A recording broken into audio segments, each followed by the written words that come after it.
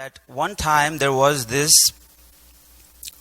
king of the whole world who is grandson of Arjuna, Parikshit Maharaj. He was the king of the world and he was out hunting.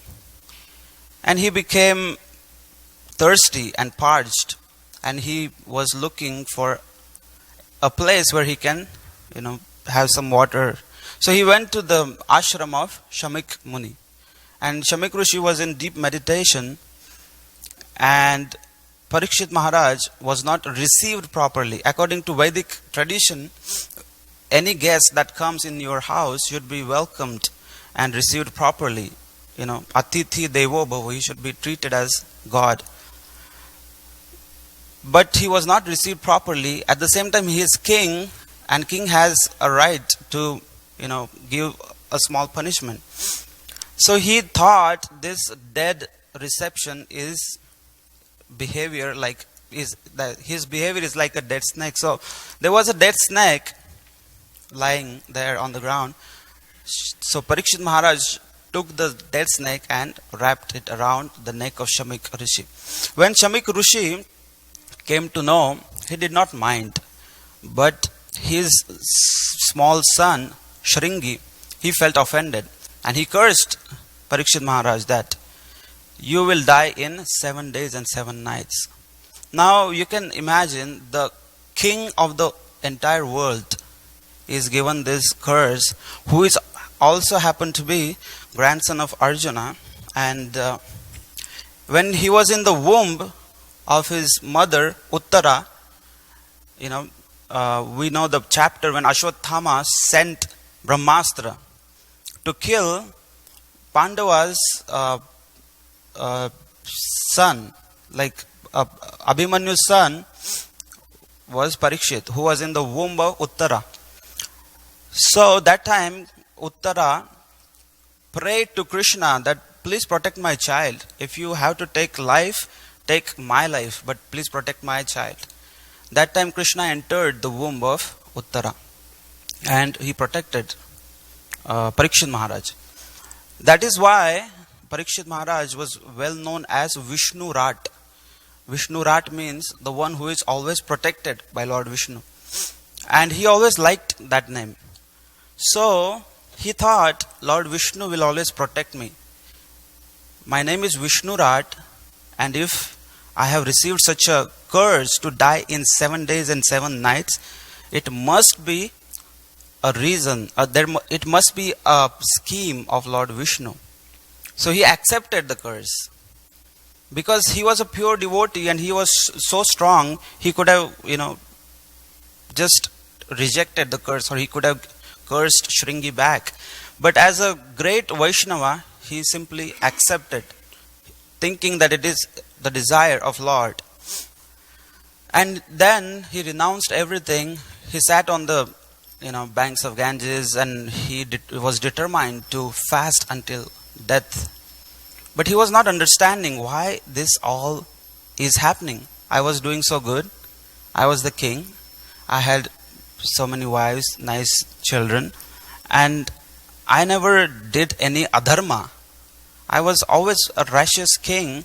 Why this calamity came upon me? The answer was found in due course of time, when all the sages started to gather in support of the king.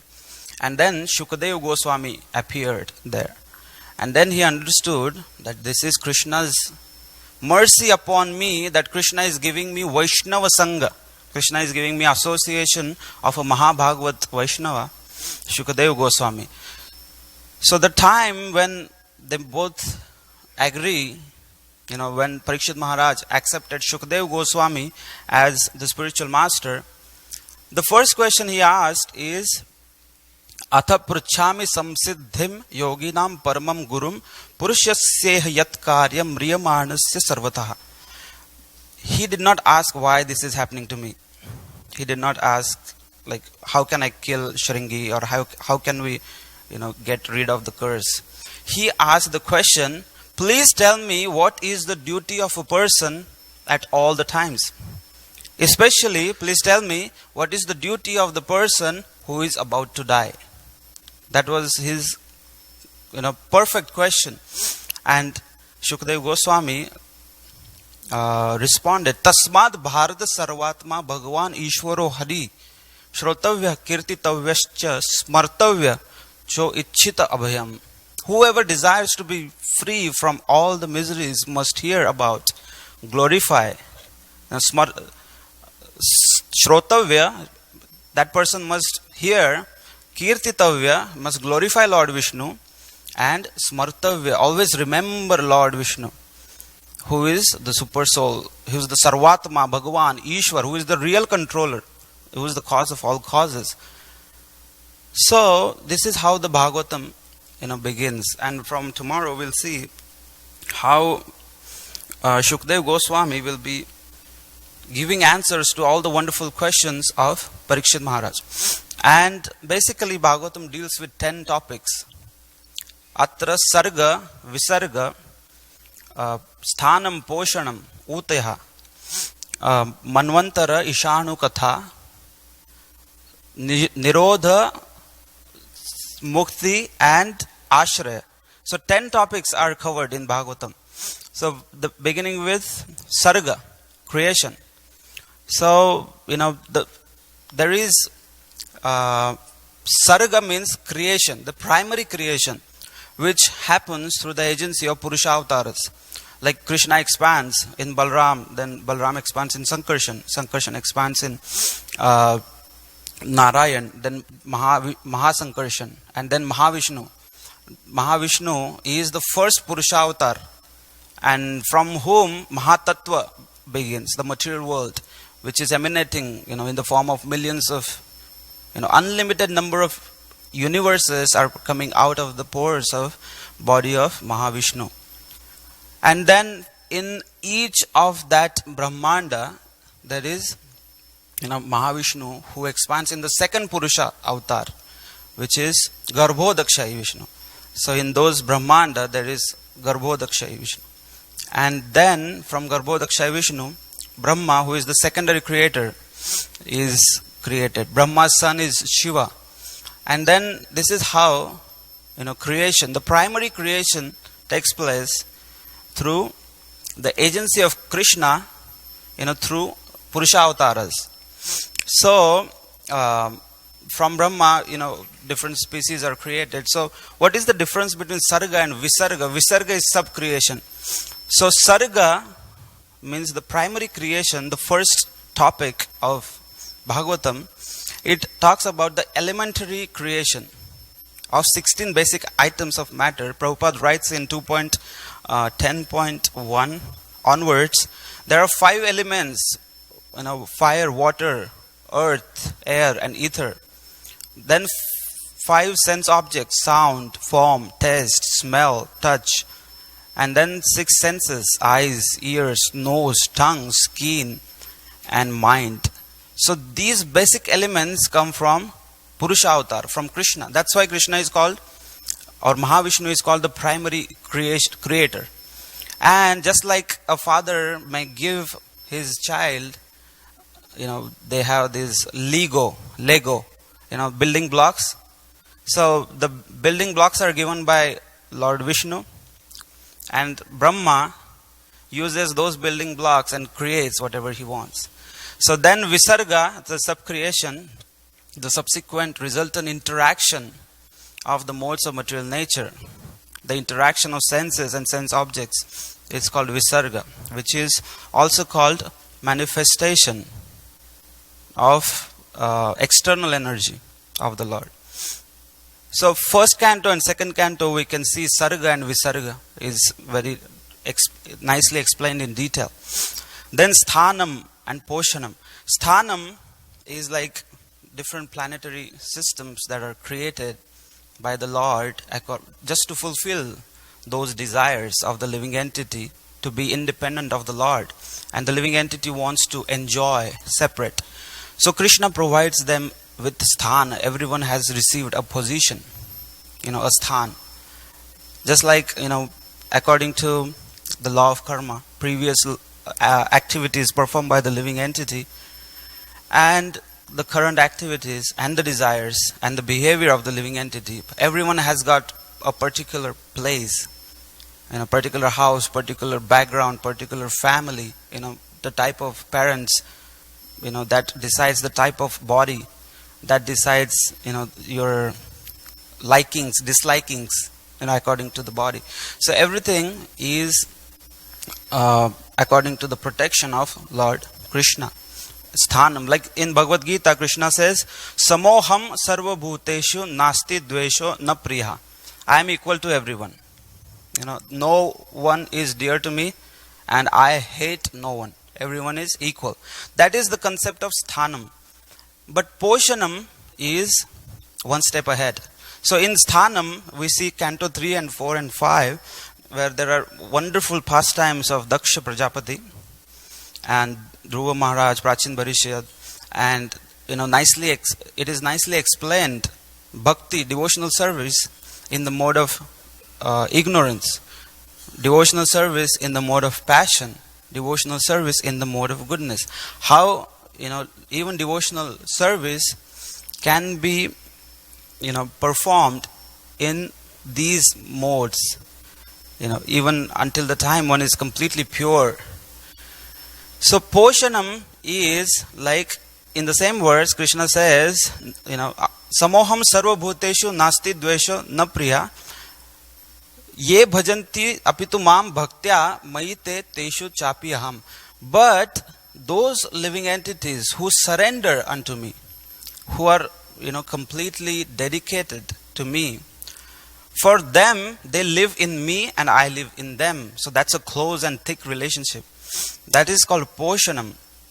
Just like when Dhruva Maharaj was denied, to sit on the lap of his father Uttanpad, that time he came to his mother crying, and the mother said, "What is the use of crying? You will cry, and I will add to the tears.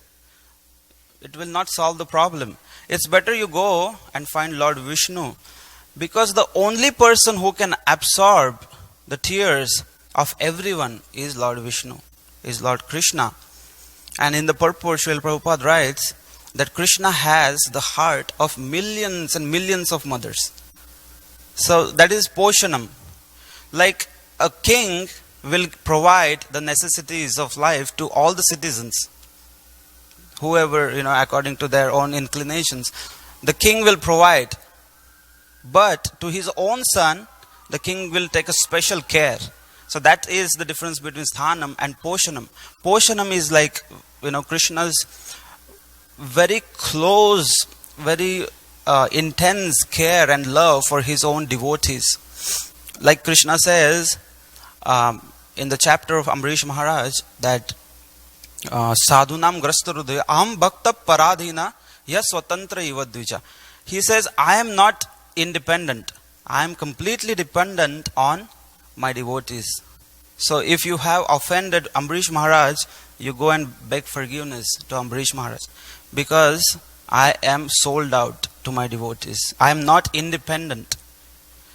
So we see Krishna always protects his devotees. That is the concept of poshanam.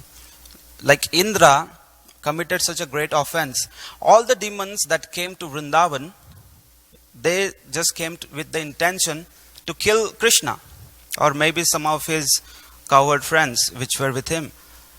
But Indra was the person who tried to kill every person, every cow, every calf in Vrindavan. He wanted to kill everyone along with Krishna. So it appears that Indra's offense can never be forgiven. If demons received such a treatment that they were killed so brutally by Krishna in no time. But Indra's offense, Krishna said, okay, don't do it next time. Just take care of yourself. So, that is like poshanam. Even the last chapter we were reading the last time, like Brahma Vimohan. So Krishna protected Lord Brahma by taking away his ego, that particular mentality. So there are wonderful pastimes in Canto 6 about Vritrasur Chitraketu Maharaj, how Krishna protected his devotees.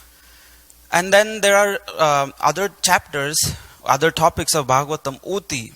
Canto 7, Prahlad Maharaj and interaction with his father, Hiranyakashipu, describes Uti, how, there is emergence of auspicious and inauspicious desires, which lead to auspicious and inauspicious activities. So, Krishna gives us the best example of the person who is auspicious, completely auspicious, Prahlad Maharaj. And in the same house, Krishna gives us the example of the person who is symbol of inauspiciousness, who is Hiranyakashipu. And Krishna shows the contrast and how Krishna will always protect his devotee, Prahlad. Manvantara, the next topic of Bhagavatam, which is there in Canto 8. Manvantara is, Manu is like an administrator of Lord Brahma. So there are different Manus, they have their own reigns, and Lord appears in different reigns of different Manus. So that is all described in Canto 8, where there is Gajendra Moksha, there is Mohini Murti, Kurma Avatar. Ishanu Katha is like description of the different dynasties and the pastimes of Lord Ramachandra. That is Ishanu Katha. Nirodha is different ways of dissolution. So in the first canto and second canto, creation is described, and in the 12th canto, at the end, Nirodha is described. How everything is annihilated at the end. So there are 4 types of dissolutions explained, and it is said that Parikshit Maharaj, who is supposed to die, so at the end, Shukdev Goswami is giving the knowledge of Nirodha, is giving the knowledge of dissolution, telling him that this entire creation, which is so intricate, it's so nicely designed, but it will be annihilated. It will ultimately all go away. So you don't have to fear for the dissolution of your own, insignificant body. It's like dhira tatra na muhyati. Tata dehantara prapti dhira tatra na muhyati. You don't have to fear for your death. That's why the last canto is there just to show how futile is this entire material creation. The entire material creation is temporary. What to talk of your own bodies, your own families. Nothing is secured. So it's better you think about mukti, which is the 9th subject matter of Bhagavatam. Mukti. A person should always try to find what is the real problem of life. The Janma Mrityu Chakra, the cycle of birth and death, and we are being thrown continuously in the womb of different types of mothers, again and again, and we're trying to foolishly satisfy our tendency to, enjoy this material world. And if we cannot completely satisfy this tendency, then those living entities, at the time of annihilation, they go back in the womb of Vishnu. And they have to just remain there with those all unfulfilled desires until the time of next creation. So why do we have to, wait for so many, such a long time? It's better that we concentrate on mukti, which is the science of God realization. Mukti or liberation is very nicely described in Canto 11, where there is Sankhya Yoga, Ashtanga Yoga is described. Also the process of deity worship, Uddhav Gita. So Krishna is showing that let's focus on the primary aspect of our life. Just, finish the business. Like Prabhupada used to say, our main business should be to purify first ourselves. Like Chaitanya Mahaprabhu also said, Janma sarthaka kari kar paropakar. First you perfect your life and then do paropakar. So in today's purport, Prabhupada also writes that the reason these all great people, the great devotees come to this world is to give paropakar for the betterment of all the entire human society. It's like lokanam hitakarino tribhuvane manno sharanyakar. Their only purpose is to give Krishna consciousness to others. And the last subject matter is Ashraya, the Samam Bonam, where Krishna's pastimes are described in Canto 10, which is like the crescendo of all auspiciousness. The Samam Bonam, there is nothing better to do than that. It is said, Shri Krishna Sharanam Samasta Jagatam Krishnam Vinakagati Krishnena Pratihanyate Kalimalam Krishnaya Karyam Namaha. Krishna's activities are so marvelous, so wonderful, that just by oral reception of those wonderful, marvelous activities, the dirt accumulated by Kali Yuga will be cleansed off. And I offer my humble obeisances to that wonderful activities of Lord Krishna. So, we should all surrender to Krishna. That is the Samam Bonam, because that Krishna, which is sought by Lord Brahma and all the 330 million demigods, that Krishna, after whom even Lakshmi Devi is running, that Krishna, all the world is running behind. That Krishna is running behind the cows in Vrindavan. So that's the Samam Bonam of Canto 10.